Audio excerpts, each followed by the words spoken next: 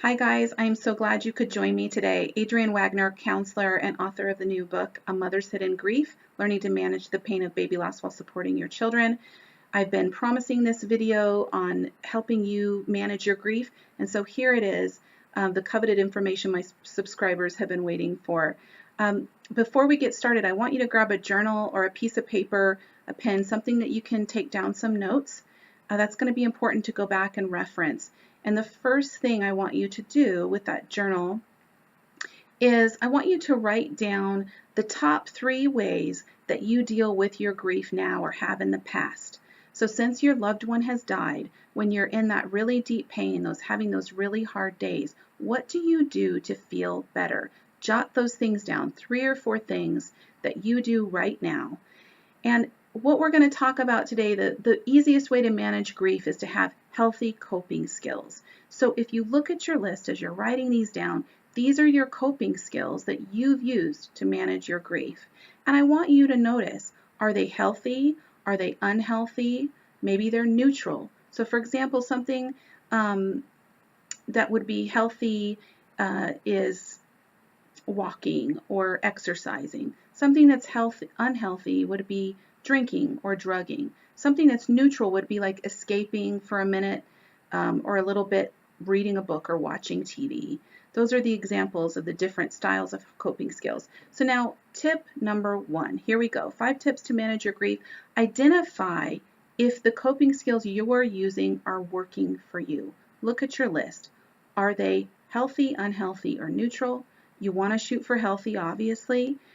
If they're healthy, they won't harm you or anybody else, and you're releasing, not stuffing down or holding things in. There's no resistance there. That's how you know if a coping skill is working, right? So again, reference that list. And now what we're going to do, tip number 2, we're going to create a self-care plan with coping skills that work. So you might notice on your list of what you usually do, there's unhealthy or maybe neutral coping skills. Let's try to get healthy coping skills, right? And these healthy coping skills should address all areas of your life. So we're talking about of your health, mental health, physical health, emotional health, and spiritual health. We want coping skills that address all of these. So for example, mental health. The goal is to alleviate psychological distress. So examples of coping skills that do that would be like journaling, painting, talking to someone you trust, maybe even something outside of the box like using essential oils, or boxed breathing. That's where you breathe in for a certain count, hold it, and breathe out for the same count. So in for a count of 4 and hold for 4, breathe out for 4 and hold for 4, and you repeat that cycle. That increased oxygen really brings you out of your occipital lobe where all your emotion is and into your frontal lobe where your reasoning is housed. So that's a great example of a healthy coping skill you can use when you're really in the thick of the grief. If we're looking at physical health, exercise is a great coping skill, right? Hiking, biking, walking, dancing, swimming. There's all kinds of physical exercise that can be helpful to you. And the goal of physical exercise is to release blocked energy. So this is an area where you wanna get release. Another example is maybe when you're feeling really angry in your grief, punching. Obviously, an unhealthy coping skill is punching a person because you're hurting someone, but you could punch a pillow or a mattress or a punching bag. You could even join a gym where you box or punch. That's a great coping skill to deal with anger. Emotional health is also really important.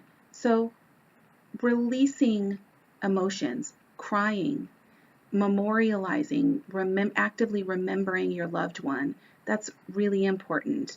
And I know crying is hard for some people. Some people have a hard time crying. Some people can't stop crying. Again, there's no right or wrong way. Just find what works for you, and we'll put that on your self-care plan. Spiritual health. So we want to do things that work spiritually, but it's tough because spiritually sometimes we might be angry at God, and it can be a little tricky. But the goal here is to connect to your higher self and connect to your higher power, which is God by any name, through praying or meditating or yoga or maybe balancing your chakras, right? There's a lot of ways to align yourself or connect with your higher self or your higher power. Use whatever way works for you, whatever helps. So tip number 3, we are going to make the coping skills measurable so you know if they're effective. So in the description below, I'm going to give you a coping skills checklist where you are going to write down your coping skills and make a measurable goal. So let me give you an example. You're going to write down the type of skill it is. Is it addressing mental health or physical health? For example, walking would be physical health, and it's kind of mental health too, right?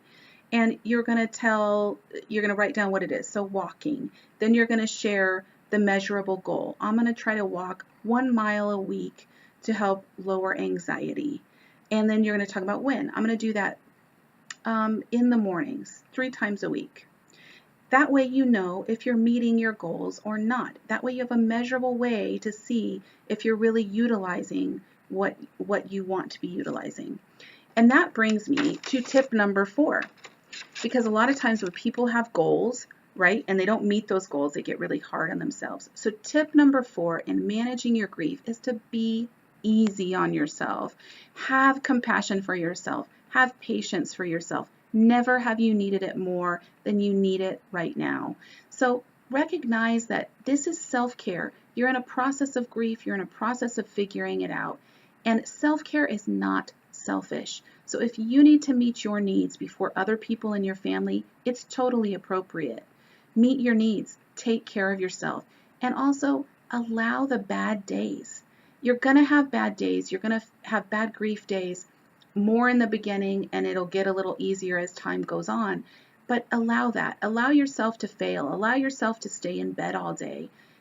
It's okay. You're going through this process, and it's your process, and no one can say if it's right or wrong, especially when you're using healthy coping skills. All right, so brings me to tip number 5 in managing your grief. Get support. Get support. There's no shame in reaching out for support. Everybody needs it in their life sometimes. So reach out to those family and friends. Tell them what you need. They say, what do you need? Let me know if I can help. Say, yeah, I need a meal. Yeah, pick up my kids from school. That would be helpful. Say what you need. It's okay. And recognize that the friends and family that you thought might be there for you might not be able to be there for you. So that's all right. Find other people that are there. You might be surprised who shows up for you and holds a space and allows themselves to be with you and take care of you. Use those people. The other thing you can do is find a local counselor. Ask around. And don't give up if you find a counselor that doesn't work for you, because sometimes someone's not always a fit. And there's no shame in getting a counselor either, you guys. Let's let go of this stigma about mental health. You know, you break a bone, you go to a doctor, right? There's no question. You don't judge yourself for that. Why would you judge yourself for going to a counselor when you're having emotional trouble, emotional hard times? Call for a counselor. That's what they're here for. That's what we're here for, right? So find a local counselor, a local support group, or you can even do it online. There's lots of great support groups online and even counselors that work online. I myself work with people online. You can go to my website, www.adrianwagner.com, and see the kind of work I do. I offer free phone consults, so I can do that for you too. And also, the other thing that I offer that's kind of unique is my program, Transforming Grief in 9 Weeks. I will also link in the description my program application. You might be a great fit for my program, and you can work with me one-on-one, get personal, individualized support, have live videos, workbook activities. All of that's in my program. So I'll provide that to you guys. And be sure to subscribe so that you can see any new videos that pop up. This is free content that I'm offering to you with the intention of soothing and inspiring and encouraging people who are going through grief. So utilize all of that. Take all of that. And just know, as I end for today in this video, that I'm holding a space for you, that I am thinking about you in your grief, and I'm here. I'm here if you need to reach out for support. Let me know if you have any comments or questions, and you guys take good care until next time.